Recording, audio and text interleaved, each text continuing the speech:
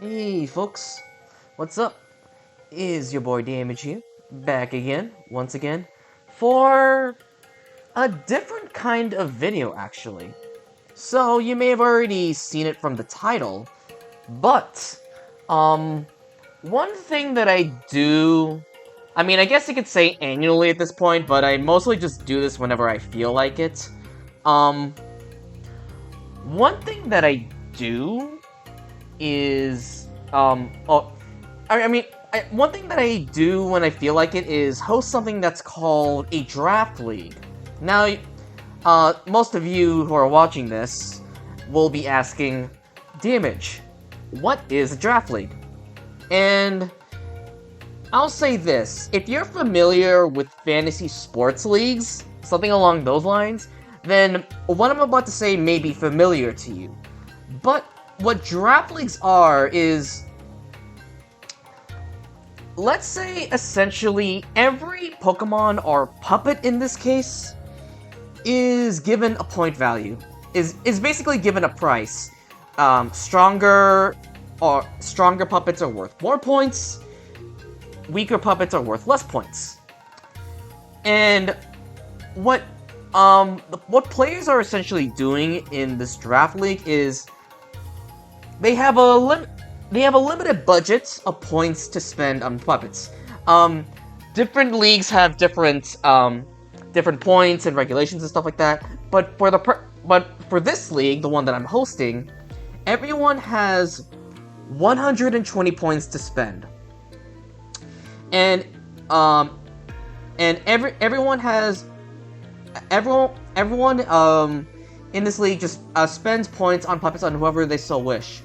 Now, the one thing to keep in mind is that once a puppet has been drafted, has been taken, no other person can get it. It's theirs now. It's part of their team, and they're the only ones that they can have it. So, like, you can see in this doc, like it shows like drafted by blank whatever. That shows, the person who's drafted them on. Like I said, it's theirs now. No other person can have it. And people keep drafting. People keep spending their points until either they've used all their points and they've reached the minimum of 9 puppets in this case, or they've drafted 12 puppets, which is the maximum limit for this specific league. This is essentially what a draft league is. And after everyone has drafted their puppets, then everyone in this league will basically just fight each other in like a round robin style fashion. Basically, people will fight each other weekly, and then what will happen is the top scoring players, like basically the players who perform the most well, get sent into a playoffs bracket, essentially a playoff single elimination bracket, and the person who wins the playoff single elimination bracket wins the league. So yeah, I hope this was a decent explanation of what a draft league is. Now, I will say, and now with that's out of the way, I'll now talk about like what my team is like in this league. By the way, I will say there are 2 documents that are like this. There are more people than the 12 here who are participating in this league. I just decided to just show another draft doc as an example, because as you can see, basically my team is not in here. This is just a this is an entirely separate conference, shall we say, because I decided to divide the participants into 2. So, with that in mind, now you know what a draft league is, and now you know like what I'm basically doing here. So yeah, I guess might as well just get started then. Oh, by the way, actually, just real quick, this draft league that I'm hosting, there isn't really a prize pool for it. It's mostly just for fun, and it's mostly just for us to try out a unique format because in essence this format's kind of different. Like typically when you play in like online play or net play or whatever, you just queue up with a team and you don't know like what you're facing against. So maybe that might be unappealing to some people, but in this specific format, you know what you're facing up against, and so does your opponent, and so it provides an interesting kind of dynamic in sort of like this sort of like counter teaming mind build min mind game mini game that's going on. But yeah, that's what's essentially going on in this draft league. We have people drafting on a budget, and we have like puppet exclusivity, and then people fight in draft leagues with fucking what is it? Okay. Okay, sorry, I'm losing my train of thought. Like basically, people fight weekly, and both players know like what they're allowed to bring. Okay, so that's what a draft league is, and now I get to talk about like basically my thought processes going into this draft league. So I will say previously I have hosted 3 seasons of this kind of draft league in the format. So like I have like a decent amount of experience of like what shit I've used before, and I always want to try something new. I always want to try out new things, try to challenge myself if possible. And the first puppet that I decided to draft is actually Extra Akacha. And Extra Akacha is a very interesting puppet, I will say. So, this is actually a puppet that I've never used. I actually don't really use it that much, and I don't see other people use it that much as well. That being said, however, she is considered like one of the best puppets in draft format. I wouldn't say like she's like one of the best puppets in general, but she has been highly regarded as like one of the best in this specific format. And the reason why is because draft format is essentially a limited format. You're limited in what options you would use. And most people, I usually hear this claim from most people in this in the sense that Extra Akacha is essentially quote unquote 2 or 3 puppets in one. And the reason why is because Extra Akacha has a really unique design. This design, well, I will say this design takes a little bit of inspiration from Pokemon, specifically Aegislash, but it's a nice twist on it. If I will go over here. So, what do I mean that this thing is like a unique twist on Aegislash? Well, similar to Aegislash, Extra Akacha has a base form. It's pretty tanky, has no offensive presence, and yeah, it's mostly just bulk. However, if you use an attack, then Extra Akacha will switch forms, much like Aegislash. But this is where the twist comes into play. If you decide to use a physical attacking move, you will turn into a Nature Earth type that has really good, that's like really min-maxed in physical attacks and physical defense, especially. And in regards to like special attack and SPDF, like it's pretty abysmal. You have like 10 special defense. Same story goes for the special attacking form. However, in this case, it's light dark. So, and similar story here, you have like 140 special attack and special defense, and the defense is pretty abysmal. So you can kind of see how this puppet would be... I would say that at least in prep, this thing would be really scary to fight against, because you can kind of see where you can see where the 3 mons in 1 is starting to come to play. Not only does Extra Akacha get to switch in stats, but it also gets to switch in type as well, and that can be really intimidating for the opponent to play around. Now, I will say, despite the Aegis/comparison, admittedly, this thing doesn't really have as a deep enough move pool compared to Aegis/. For example, it doesn't really have setup. Like, Aegis/ has Autonomize and Sword Stance. This thing only has fucking Growth. LOL. Its move pool isn't really that great either. Like, granted, you could argue that this thing doesn't really need an extensive coverage because the thing has like 4 stab options, technically speaking, so you can argue that she doesn't really need that much coverage. That being said, while some of these types are great, they do some of them can be checked. I will say, like, you can check this thing reliably depending on what you have. But yeah, like one of the main flaws that this thing has is lack of coverage options, and not as an extensive move pool to basically do more, because what this thing is essentially doing is it's just hitting.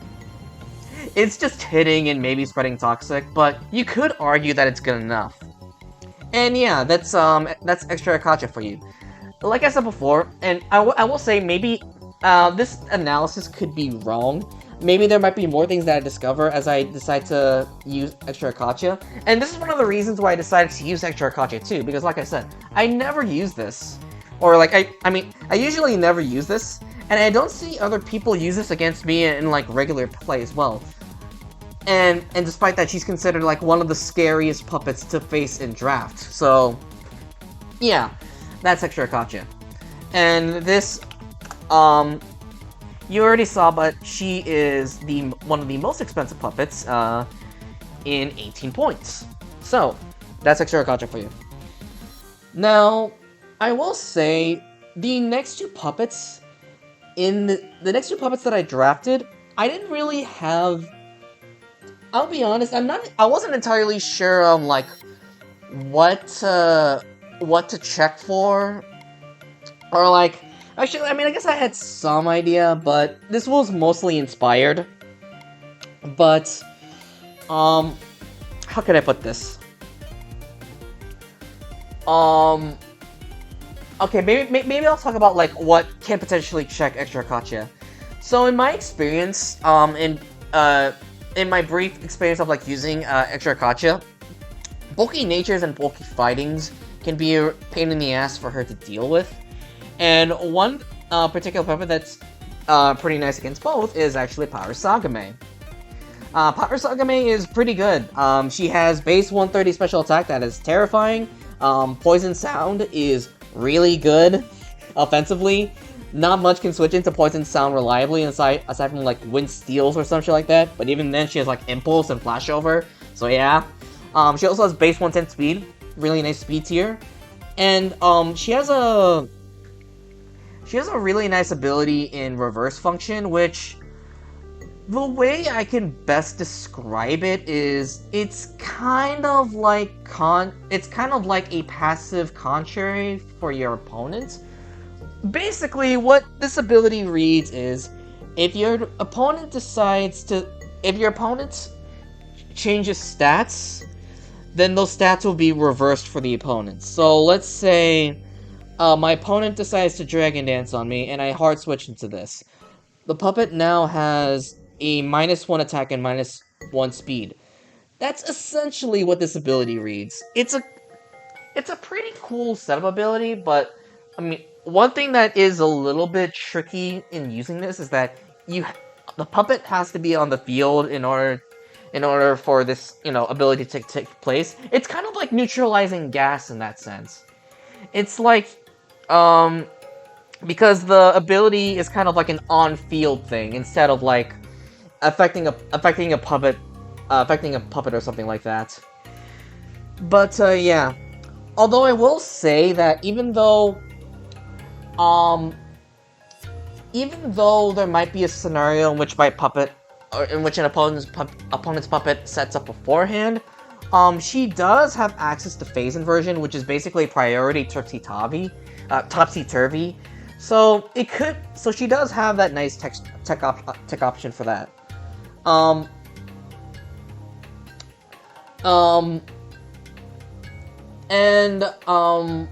Okay, I'll say, what was I gonna say? And I think with that, I think I'll talk about the next puppet. To be honest, I don't really have, like, a good reasoning behind this, aside from, like, I had inspiration for it. But the next puppet I had was Defense Run. And this is where I start, like, really... And this is where I kind of admit that this core, I didn't really think it up on my own. So, the story about this is that, you know when I said that I like to host draft leagues when I feel like it? Well, some people feel like they want to host. Sometimes people ask me to, like, host draft leagues like earlier than usual, or like basically sometimes we'll just say, hey, Damage, host another draft league, even though I don't feel like it. So some people would host their own, like, mini draft league, and that's basically what happened, in the sense that basically a smaller group of people decided to host their own draft league, and I mostly just spectated it, mostly because, again, I didn't really feel in the mood to host a draft league, but some other people did, and one of the things that looked good, at least when I initially saw it, was these three puppets right here. Honestly, I just thought these looked good because, I mean, Extra Akache just seemed kind of interesting because it was a mon that I always wanted to try. Pyre Sagame looked really nice because she's just a good mon in general, and she feels like one of those puppets that can break through Extra Akache's potential checks. And I just thought Defense Ran was cool because I never used it, and I thought Defense Ran was just kind of nice in general because Defense Ran has like has a pretty neat defensive typing, in the sense that she can switch into the U-turn and Volt Switch of the game, which is honestly pretty relevant because the U-turn of this game is dark instead of bug, so yeah, that's actually kind of relevant. And Defense Ran is also nice because she's a spiker, and I feel like having a spiker would be nice. I felt like having a spiker this early would be nice, just so I don't have to worry about it later.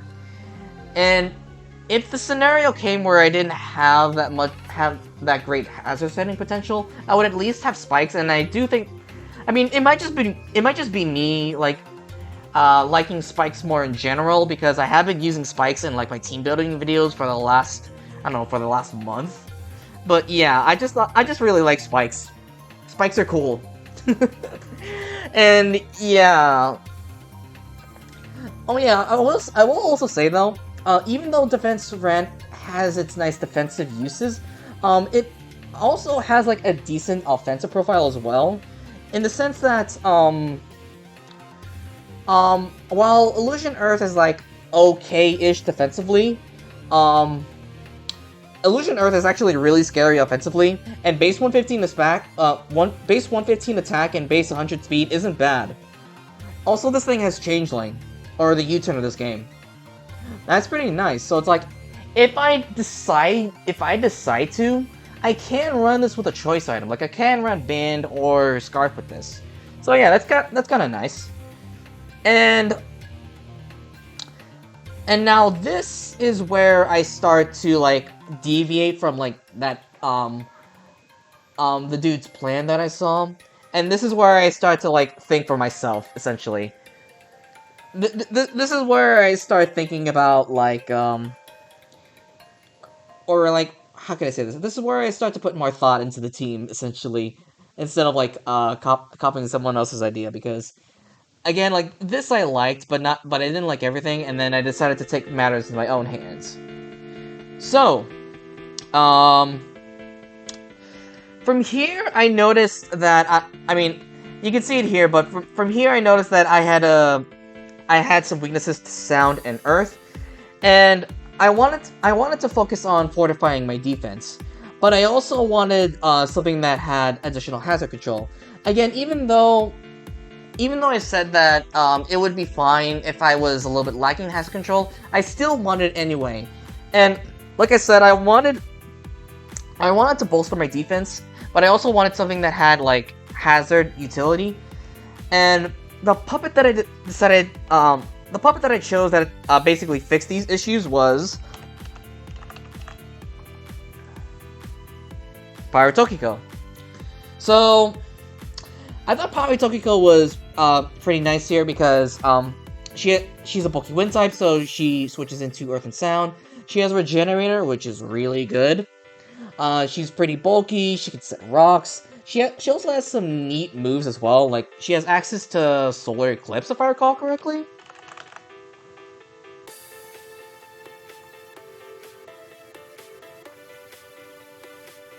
Yeah, she has access to Solar Eclipse, which is actually kind of cool. And no, that's pretty much it, I think. What's also nice about Power Tokiko here is that if I decide to use her as such, I can run this offensively and throw my opponents off guard because she has a base 100 attack, which isn't awful, and she does have access to extreme speed, which is actually kind of cool. So like if I want to, I could run like a Brave Bird E-Speed U-turn Power Tokiko or some shit like that. I thought that'd be cool. And yeah, this thing was 15 points. Now, at this point, I think what I decided to do is... Actually, wait, let me double check. I want to double check here. Okay, I remember now. So, at this point, I wasn't really satisfied about my defense and hazard control yet. Like, even though I said like maybe my hazard control, maybe it would have been fine. My hazard control was lacking. I wasn't really satisfied with the combination of Power Tokiko and Defense Ran because one thing that was concerning about this defensive core was opposing warp types. Sure, I have Extra Akacha as a warp switch-in, but she's not going to stay warped forever. I also wanted something that, of course, resisted electric because I did notice that this electric resistance was concerning, and I also wanted something that resisted. I wanted something that could set rocks, ideally, because I mean, it's just something that I wanted. Because I know that rocks are gonna be really nice. Stealth Rocks is one of the best moves in the game, and I'd want to have like multiple options to set rocks. This is something that I personally do when this is something that I think about when it comes to a draft setting, is because it's a limited format. I personally want to have like multiple options to do a certain thing. For example, I don't want to be construed to like only having one rocker, one spinner, one offensive breaker, or one basically I don't want to be I don't want to be put in a position where I only have one option to do X, because if my opponent knows that this is my only X, like if this is my only rocker, this is my only spinner, this is my only whatever, they will probably infer that I'm going to bring this to the I'm going to bring this to the match because I do need this particular thing. They're gonna know that I'm going to bring that, and they're going to exploit it, because one of the things that's important in a limited format like this is information. Because I said one of the interesting dynamics about the Draft League format is this sort of like counter-teaming mind game dynamic that goes into play. And one of the things that's important to me, in my personal opinion, is information. If if the opponent can make the sound judgment that you will bring this because of like because of X, Y, or Z, then that puts them at a potential advantage. Now, I will say that this is kind of speaking hypotheticals because whatever I say could just be like shot out of the water because my opponent will think otherwise, but yeah, I'll just say like in a limited format, I'd like to keep my options for doing a specific thing to be in multiples because I personally I feel like it would really suck if like defense ran was my only hazard was like my only hazard setting option, or like if Power Tokyo was my only rocker. So yeah, maybe I contradicted myself. Maybe I might have contradicted myself a little bit, but yeah, that's basically what I think. So with that rambling out of the way, I'm gonna talk about my next pick, which is Defense Ringo. I think this thing's kind of nice, personally. She does have like some interest. She does have like a bit of a concerning flaw in that she can be too passive, but I do like the utility that she provides. She offers rocks, and most importantly, she has aromatherapy, so she can be nice as a cleric. And what's also nice about Defense Ringo is that she does provide the warped immunity that I need, because as I said, Defense Ran and Power Tokyo were weak to warped, and she has a warped immunity. That's really, really good. I don't think I have anything else to say at the moment. She does have Leech Seed, which is cool. She also has access to Air Step, which is nice. And yeah, I think that's it. I think that's all I have to say about Defense Ringo at the moment. Now, at this point of the draft, I was content about my defensive options at this point, and now that I was satisfied with my offensive options, now that I was satisfied about my defensive options, I wanted to focus on offense, because as you may have noticed, even though Defense Ran has like a good offensive profile, my only true means of offense is Power Sagame. I mean, of course there's Extra Kacha as well, but she could be like both offense and defense. She's a weird case, but yeah, I wanted to focus on offense now. And specifically, I wanted to focus on speed, because my speed cap at the moment was 110 speed, which, while it's not an awful cap, it's not a great one either, because the reason why I personally think that speed is important is because really fast things can go adamant or modest on you, or in the case of this game, red mark or black mark on you. And while that sometimes can be okay depending on your composition, I personally thought it wouldn't be okay if like base 130s or base 125s or base 135s are just free to slap a red mark or a black mark on me. I personally didn't think that was okay. So I will say the puppet that I drafted, or the puppet that I initially drafted, was Speed Ellis. And I thought Speed Ellis was pretty nice because not only was she fast, but she provided a stab U-turn. She was also pretty nice because what's notable about Speed Ellis is her dark immunity. Because I was also paying attention to the dark weakness that I had. So yeah, I thought Speed Ellis was kind of nice. Although I will say this pick kind of bit me in the butt. And the reason why I say that is because initially I thought she was 13 points. But I made a mistake. Because, I mean, this is a little bit funny because I'm technically the host of this league and I made a simple mistake such as this. I thought Speed Ellis was 13 points.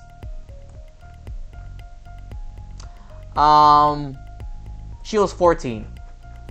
And you may not think that's you may not think that's a big deal, because it's only just a 1-point difference. But I was planning, like, I did plan some other puppets ahead of time. So, like, if I had this, then I would, like, pick some other puppets that would, like, make up for, basically, the reason why this kind of bit me in the ass because I was planning, like, 2 to 3 puppets ahead. I didn't plan my entire thing, but I was planning like 2 to 3 puppets ahead as the draft went on. And this thing being 13 and not 14 basically kind of drew my draft. Basically, kind of threw my draft into disarray because suddenly I couldn't fit certain stuff in my team, and it was basically things kind of got a little bit awkward for me the further I went along the draft, and you'll probably see why as we go along. But just know that Speed Ellis was my pick, but it got a little bit awkward for me because of the 1-point difference. Now, but even though this thing, even though I did make this mistake, I decided to like move onward with the plan and just I will say because I planned like 2 to 3 puppets ahead at a time as the draft moved on, I still decided to move on with this plan, and I will say this was my next line of thinking. So I got my speed. That's really nice. However, one thing that I'm missing is like just some raw offense because I noticed that I mean I did say that Power Saga was like my true offensive piece, and even though I had Speed Alice as like a fast offensive piece, I still wanted more power. I needed something to break shit. And I did notice that I was having some weaknesses to Steel and Illusion, so I decided I needed a Steel type. I needed a Steel type, and I needed a strong Steel type. So what I decided to go for here was Power Yomu. And so yeah, this thing is pretty strong. This thing has base 125 base attack, and it also has guts. And it also has 90 speed, which for a breaker is actually pretty nice because you get to outspeed a lot. You get to outspeed a lot of bulky shit, like even bulky shit that's like base 100 or base 105 speed. So yeah, I thought this was pretty cool. Also, I decided to pick Yomu specifically because Yomu's my #1 favorite character in the series. I like Yomu, and funnily enough, in the past draft league seasons that I've hosted, I never got to draft Yomu. She was like one of those puppets that I always tell myself I'll draft someday, but never do. So I thought now's a good time to draft her. So I did. And then at this point, once I drafted Power Yomu, I did notice that a lot of weaknesses started to open up, which was a little bit concerning. So then I thought to myself, I needed something. Okay, I needed like some form of defensive utility, but I also still wanted something that was not too passive. Another thing that I thought to myself was I needed another good Smash Spinner because even though, I mean, I guess this duck kind of just tells me like what can use Smash Spin, but there's a difference of like what can use Smash Spin and what's a good Smash Spinner, because it's like Speed Ellis can spin, yes, but do I want her to spin? No, I want her to hit shit. Power Saga make it spin, but do I want her to? No, I want her to hit shit. So yeah, that was kind of awkward. So I looked at the draft board and I tried to find like what was a good spinner, but also I also want to find something that wasn't passive, and luckily for me, I was able to find a puppet that was not only a good spinner, but also had really nice offensive potential, and that was Extra Saiyan. So, the reason why I decided to go for this in particular is, I thought this thing was a pretty nice spinner because she does have some good natural bulk, so she can be a bulky spinner if I decide to use her as such, and decide to go for like a banded power Tokyo or something like that.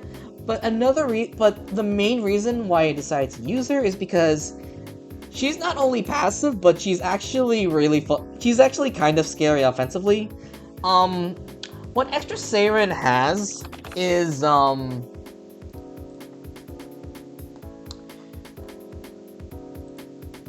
she has Shell Smash. Shell Smash is pretty freaking good. Shell Smash is kind of nice actually. She also has Compound Ice, so like I can go for if I really want to, I can go for Blaze of Tenmei if I want, but I'm more likely gonna use it for Inferno because that's kind of cool. She also has Mold Breaker. Mold Breaker is just in general a really good offensive ability. You know, like either breaking through shit that's usually immune to wind and fire, but it's also nice for like getting a toxic on like a magic bounce user or some shit like that. This thing's kind of cool. So yeah, that's why I went for Extra Saiyan there. Now let me try to remind myself of... Okay, so at this point I decided my first initial thought was, okay, I got Extra Saiyan, that's pretty good, but I still needed another good bulky spinner. But wait, why did I say but? Oh yeah, but I also needed like I needed something that can like switch into like some of these typings but can also spin.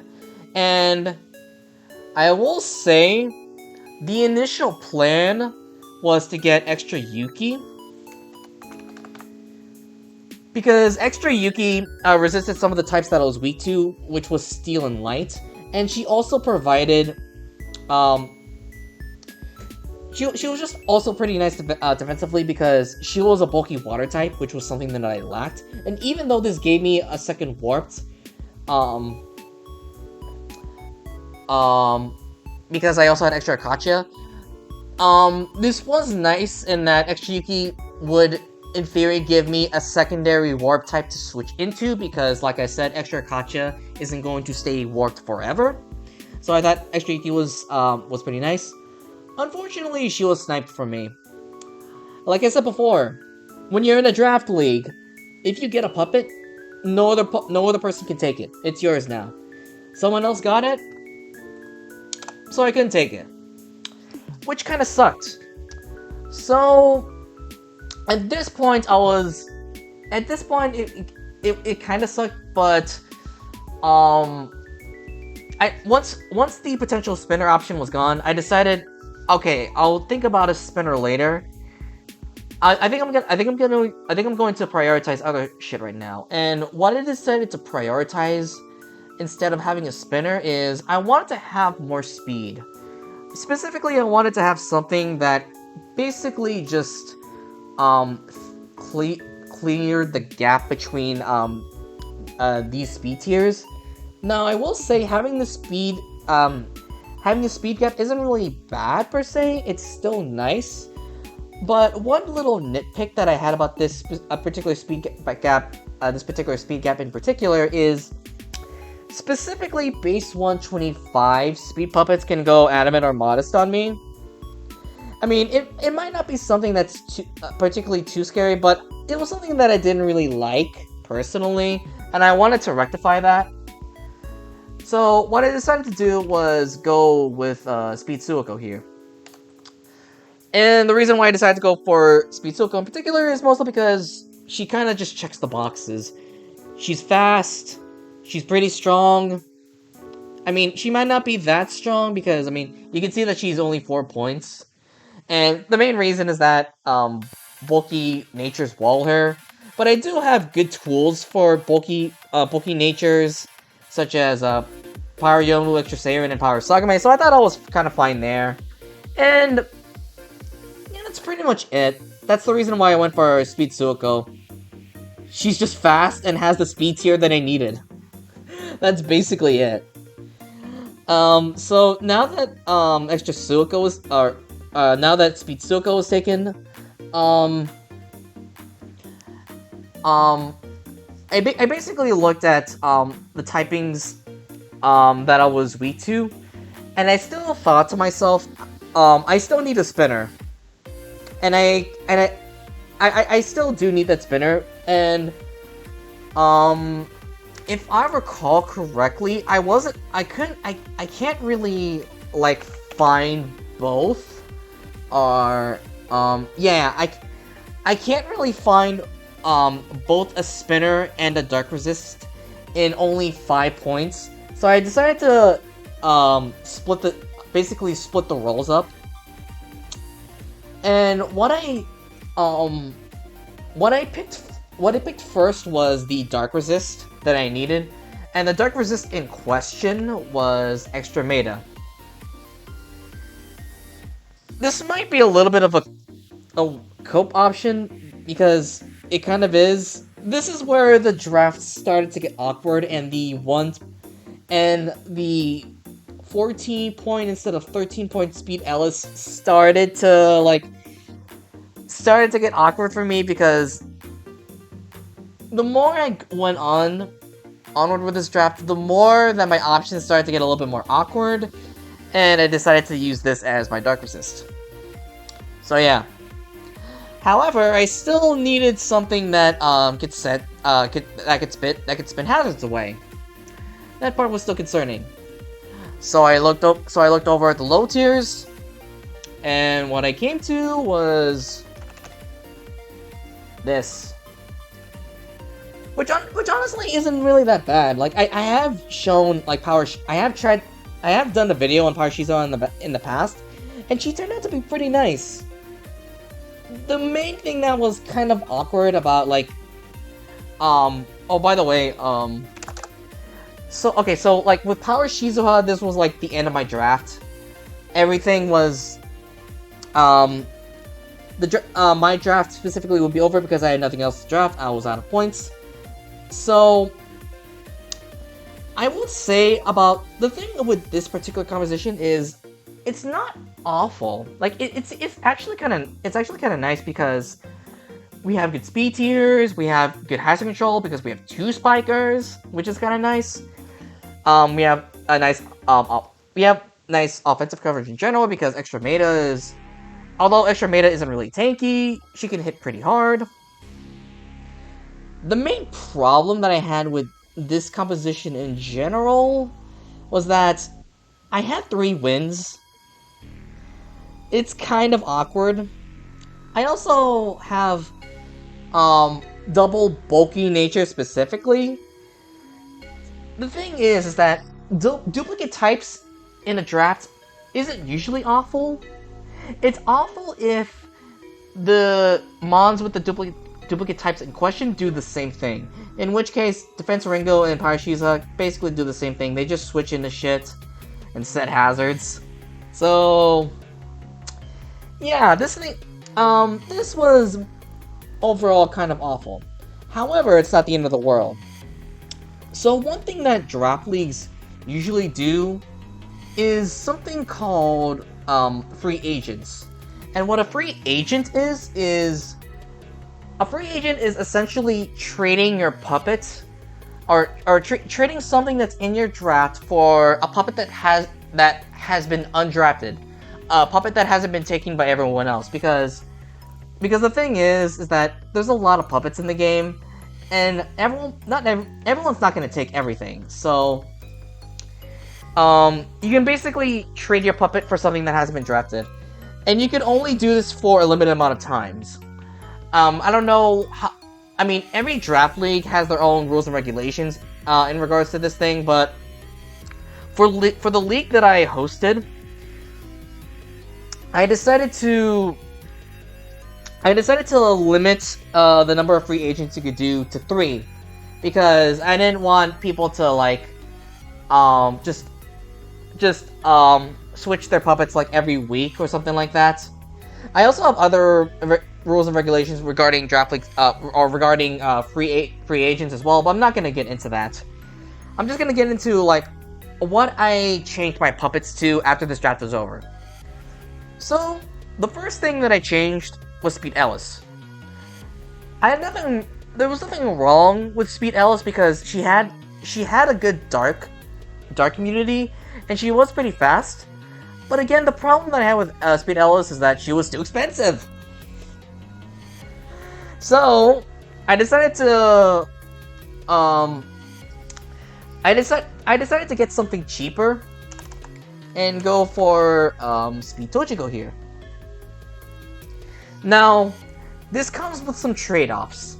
I lose the dark typing, which is honestly, I mean, it kind of sucks for a few reasons that I'll get into later.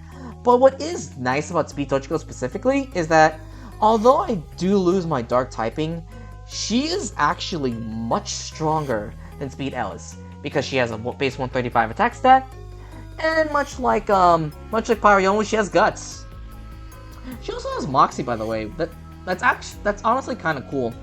So like, while I don't have to worry about item clause, by the way, this game has item clause, fucking hell. But while I don't have to worry about item clause that much because I can give Pyroyomu the Flame Orb and Speed Tochiko the Toxic Orb, I can opt to run Moxie Speed Tochiko if I so choose to, which is honestly kind of nice. And yeah, so Speed Tochiko was the pick there, and instead of 14 points, Speed Tochiko costed 12 points, which is actually kind of nice. She was even cheaper than the supposedly 13-point Speed Ellis that I had, so overall pretty good. What I decided to free agent for next was, I did notice that a bulkier, and to be frank, a much better fighting Warped, was still undrafted. And that was Extra Kasen. So I did say that the reason why I decided to go for Extra Meta was because I needed a Dark Resist. And the Dark Resist, or rather I should say, and Extra Kasen functioned much better as a Dark Resist than Extra Meta. Because not only does she quad resist dark. Actually, wait, no, she doesn't quad resist dark, my bad. Not only does she resist dark, but she also has a really nice ability in restraint. And this is a pretty unique ability, even from Pokemon standards. Pokemon doesn't really have an ability like this, and it's arguably really insane. Granted, no one has actually really broken this ability, but what this ability is if someone uses a move that switches the puppet out, like U-turn, Volt Switch, this even applies to like Gen 8 Teleport, shit like that. Not only is the Mon restricted from trapping out, but it also traps them for return, which is honestly really nice. So yeah, I decided to trade out Extra Meta for Extra Kasen because she just functioned much better as a Dark Resist. Not only that, but she also has Smash Spin. That's something that Extra Meta has. That's actually kind of cool. That's actually fantastic, not gonna lie. Now, I will say, Extra Kasen did unfortunately cost 6 points instead of the usual 2. And if we take Power Shizu out of the equation, I have 1 leftover point. And one thing that I decided to do in regards to tiers in this draft league is the only 1-pointers in this game are normal styles, aka the literal Little Cup or Baby Mons in this game.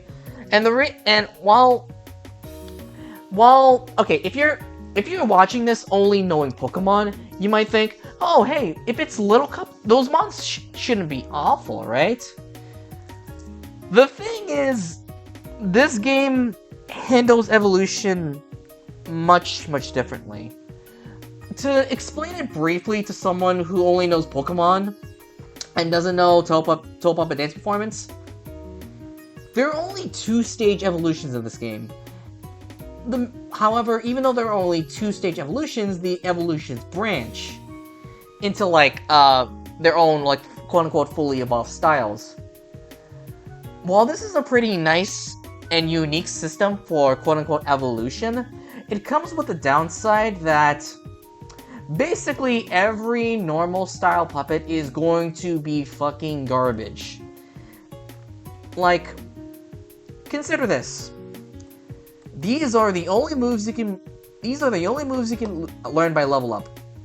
There are no egg moves in this game. I will repeat myself. There are no egg moves in this game. These are the only moves you can learn by level up. Not to mention, the TM pool for these, normal style puppets or Little Cup Mons are usually really fucking garbage. So here's the thing. I would say a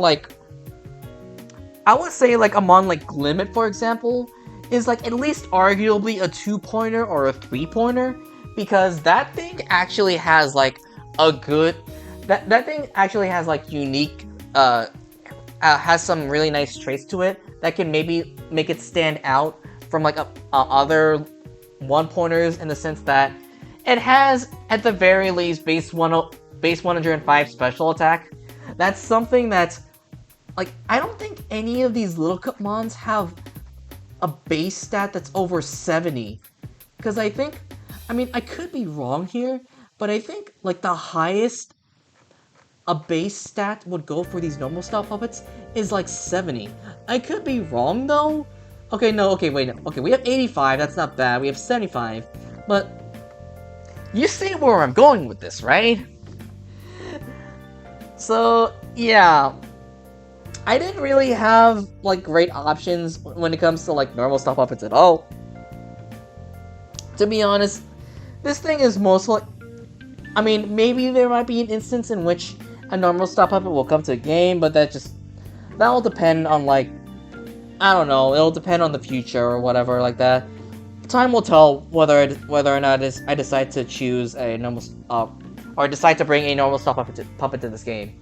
So I didn't want to just leave. I didn't just want to float a point because I thought, there's no reason for me to not use all of my points. I just feel like that would be a waste. So I decided to basically just do a little cute shout out to a user called Dark, because he's a guy who participated in my last draft league season, but decided not to because of burnout, which is perfectly understandable on his part. I decided to give him a shout out and just pick his favorite Toho, which is Kagero. I thought that'd be cool. And what's also kind of funny about Kagero specifically is she resists dark, which, if you noticed, this spot was kind of blank until Kagero was there. So hey, she's a dark resist. Let's go. So yeah, and with that, this is my actual draft, and the draft that I'll be going for the whole season. And it's not like I have a choice in that matter anymore, because of the rules that I set in place. I did say that every coach, including myself, would be restricted to 3 free agents, and I am no different. I used all of my free agents to basically make the draft better, because, as I said before, the moment I drafted Speed Ellis, I kind of fucked myself over. So this was the best thing I could do to salvage the draft. And I will say, personally speaking, I think this draft looks kind of nice. Obviously there's some bias because I'm the one who drafted it. Obviously, there are some There are some flaws to this draft, though. You may have noticed already, but I mean, and I kind of hinted it earlier, but I don't really have. I do have like a slight dark weakness. Now, I will say this is kind of like a slight flaw because while I have more shit that's weak to dark than resist it, what is nice is that my dark resists in particular are actually really good. Defense Rand, for example, she could go in on U-turn and proc this ability called Disturber, which I'll just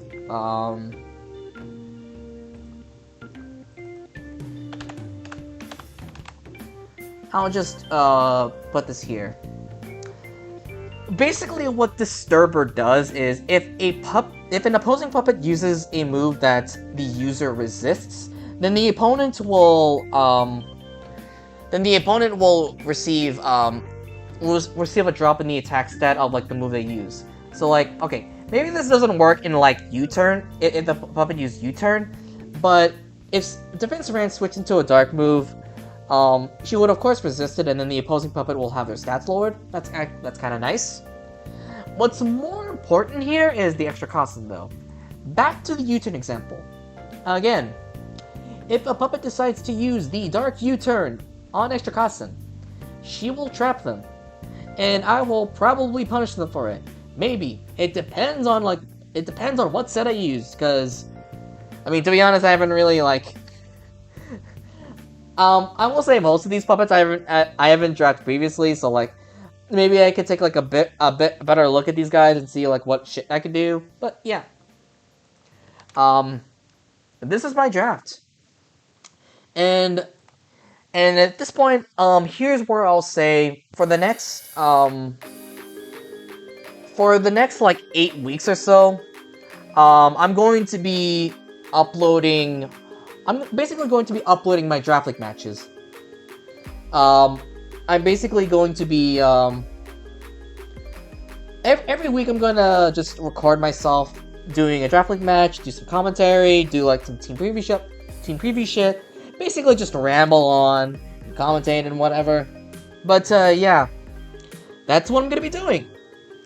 Hope you guys enjoy this video, and I'll see you when I get into battling with live commentary this time. I wonder if you guys are saying finally, but yeah, you guys get to hear this voice some more. Anyways, later guys.